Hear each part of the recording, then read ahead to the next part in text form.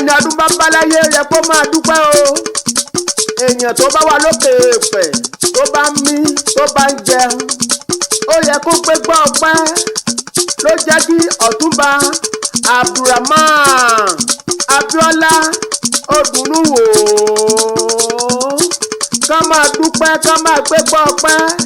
nítorí pé wọ́n lẹ́kan sí lókè èèpẹ̀ kárí fáráyé lágbá Elédùmarè ọba ká ẹ lé sówó ká ẹ lé sọ́lá ká ẹ lé sáìkú tí ń ṣe baálẹ̀ ọ̀rọ̀ ẹ ní kánjú ká ẹ tó lọ láyé bí ẹ sì ní fàìsàn lùgbà. ọdọọdún làárọ̀ rógbó ká ẹ gbó láyé o.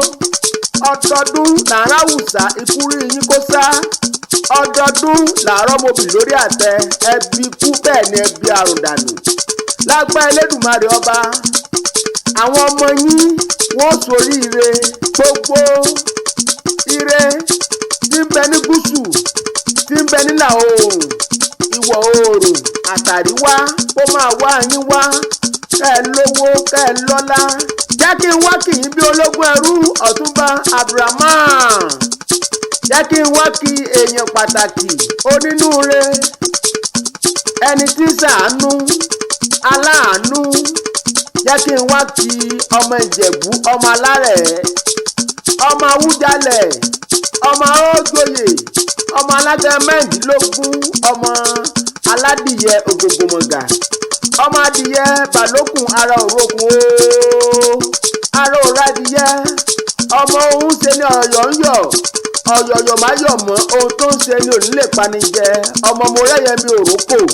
ọmọ mo ríṣu bẹ́ẹ̀ ni n ò rọ́bẹ ọmọ onígbò mádé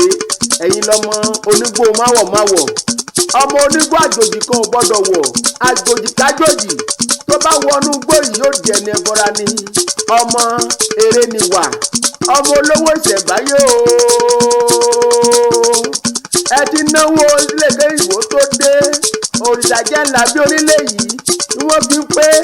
ìgbẹ́ ìjẹ̀bú owó ni kẹ̀lẹ̀bẹ̀ ìjẹ̀bú owó ni